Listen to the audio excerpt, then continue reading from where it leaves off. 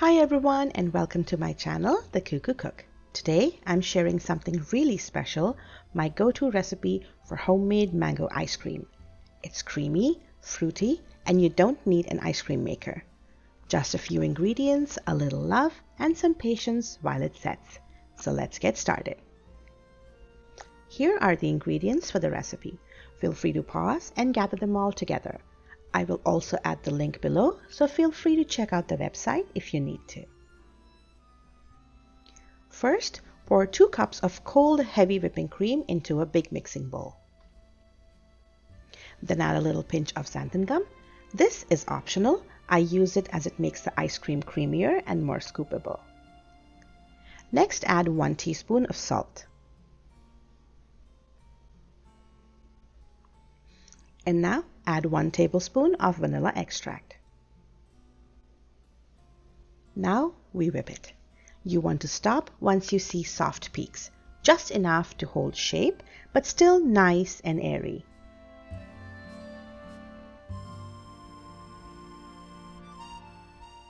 Next, we'll add 14 ounces of sweetened condensed milk. Now we're adding 1 cup of canned mango puree.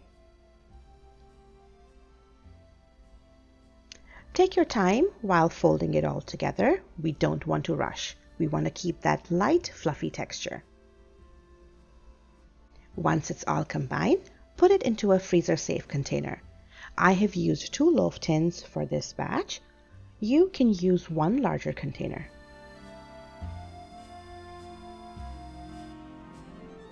Now for the fun part. Take that leftover mango puree and drizzle it right on top. At this point, you can add some chopped fresh mango on top as a garnish for some texture, but this is totally optional. Now gently swirl it in with a butter knife or a skewer. It gives the ice cream that lovely marbled look and even more mango flavor in every bite. Pop it in the freezer and let it set for 8 hours. And there it is, our homemade no-churn mango ice cream. And look at how creamy and scoopable it looks.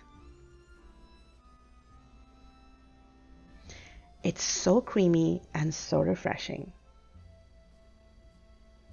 And honestly, I think it tastes like summer in a bowl. So if you try this recipe, I'd love to hear how it turned out. Please leave a comment or tag me if you share it. That would make my day. Thanks for spending a little time with me in the kitchen today. Don't forget to like and subscribe if you want more cozy recipes like this one.